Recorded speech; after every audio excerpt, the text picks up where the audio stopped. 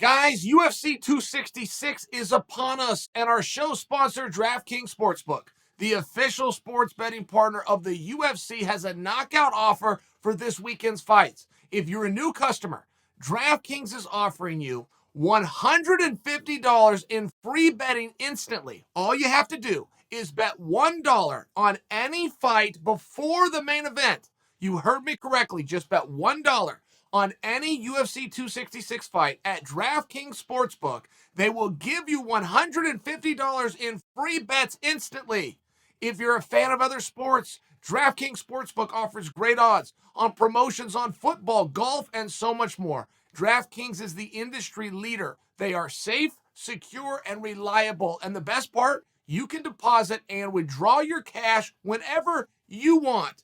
Don't miss out on all the action at UFC 266 right now. Download the DraftKings Sportsbook app. Use the promo code Sonnen when you sign up. You will receive $150 in free bets instantly once you bet $1 on any fight before the main event. That's code Sonnen to receive $150 instantly only at DraftKings Sportsbook. All right, my official prediction for Nick Diaz versus Robbie Lawler. I'm taking Nick Diaz, and guys, I'm not bullish. I got to tell you, as a matter of fact, I'm taking Nick Diaz.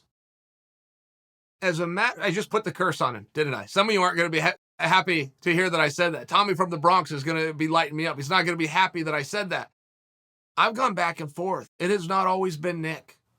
Nick has convinced me that he stayed active. He has reminded me that he had his way with Robbie in Robbie's world, which was the stand-up in their first fight, even if it was 17 years ago, and that's not much to draw from. Nick's teammates have convinced me that Nick has been working hard, that's evident of what he weighs right now, evident of the fact that he was 2 pounds underweight 5 months ago and considering going down to 155 pounds. I had to be reminded that when Nick left on a loss 5 years ago, it was up a weight against who people say is the greatest of all time in Anderson Silva. There was some moving parts there. And that Nick was having problems with the commission. And I can't fully remember that. He had some kind of an USADA, and USADA said, you got a whereabouts, you're in violation. And Nick said, man, I've retired. I retired and I publicly retired, which is an interesting argument. I can't ever remember how that played out, because that is a real thing. If you retire, what's that mean to retire, by the way? You guys ever see that Office where Michael's got to declare bankruptcy? So he opens his office door and he yells to his coworkers, I declare bankruptcy. And then the CFO's got to come over and kind of explain that's not a declaration of bankruptcy, that there's some paperwork to it. Well, retirement is what Michael Scott thinks it is. If you say the words, I am retired, you're done, you're out. Now that comes with consequences, now USADA won't come in and test you. At the same time, you're removed from the pool, and if you want to come back in it, there's also a way where you've got to declare that you're back, and then you fall into a testing procedure. I mean, there's no game that you're going to play there with the United States Anti-Doping Agency. But on that whereabouts violation, with Nick coming out and saying you have no right, I can't remember where that went. And I'm trying to remember, because then that was in conjunction with commissions, but Nick's I don't care. I'm not showing up to your meetings. I'm not paying your fines. I'm not doing it because I'm done. I'm retired. I just can't remember. That's my message. I can't remember. But I do know that retirement thing is very real, because Conor McGregor went on a UFC Tonight one time, right after they got in business with USADA. And Conor McGregor declared he was retired. Now, it was just one of those things. Remember when Conor would do anything to get attention? Maybe that's still where Conor's at, but he was retiring when he never once met it and was headed to the gym to train for his next match an hour later. But Dana had to come out and correct it publicly, because Dana knew, wait a minute, that statement can remove you from the pool, and getting you back into the pool is a real pain in the ass. So, and Dana said all of these things. He said that. Here's why I'm saying this. What he said could be misinterpreted if somebody thought he was sincere, and it could remove him from the pool. And getting his ass back into it is going to be a headache. So let me fix this right now. He's not retired, okay? But I remember it was a big deal. Nick Diaz is going to have those championship rounds on his side. And there's two Robbie Lawlers. The Robbie Lawler that won the world championship, that went to war with Rory McDonald. The Robbie Lawler who Matt Brown said, and this is a quote, "That's the toughest son of a bitch I've ever fought." If that Robbie Lawler shows up, Nick Diaz has huge problems, regardless. Forget about the triathlons. And there's always been a little bit of pushback by me on this whole Nick Diaz is in great shape business. I mean, in all fairness, I trust that he is. But if you look at a marathon, it is built for duration. You have to, in fights, have sprints. You have to have times where you're moving around and then you're throwing off the speed and then you're moving around.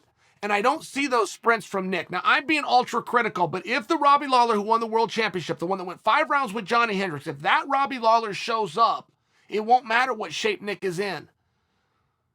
Nick is in good shape. He doesn't get beaten because he gets broken down and gets broken tired. I cannot tell you one fight that Nick Diaz has ever won where he weaponized conditioning. I feel like that's a great mistelling of the Nick Diaz story, because I heard it told a lot. I heard a lot of people saying, well, you go later and this guy can go all day. To weaponize pace the way Khabib did, the way George St. Pierre did, the way Dan Gable made famous to the world of sport in Munich, Germany in 1972 Olympics. You don't just have the pace to hold up. You got to go harder than the other guy. Nick won't go away. He won't back down. He won't quit because he's tired, but he does not put a pace on those guys that is overwhelming. And if I go back and look at the Robbie Lawler that won the world title, you don't want that guy in the 4th round. As tired as Robbie was in the 4th round, you don't want him in your 1st round. You don't want that guy. And if that guy shows up, then this whole conditioning favors Nick Diaz is out the window. All right, well, if conditioning goes out the window, then what are we talking about? Well, I think you're talking about boxing. I think Nick is a lot like Nate. They're going to talk about the pride in that Cesar Gracie jiu-jitsu black belt till they're blue in the face, but they're baiting you in. They're baiting you in to a fisticuffs, which is where both Diaz boys do their best work. Robbie Lawler is too goddamn stubborn to go take Nick down or to even try to take Nick down. And I submit for you, Robbie's got the skills to take him down in every single round.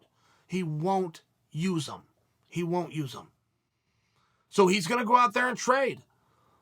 And that's the one place and the only place where staying active in this sport could work against you.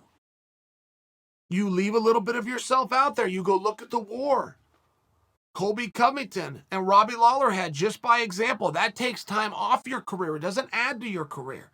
So now you're stuck with a real problem of who does this break favor?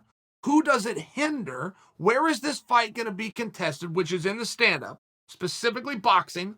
Going to see very few kicks. We know this much. And what factor will conditioning play? Which Robbie Lawler plans to show up? It's tough. There's way more questions than there are answers. I am ready to make my official declaration. I am putting the curse. I am picking Nick Diaz.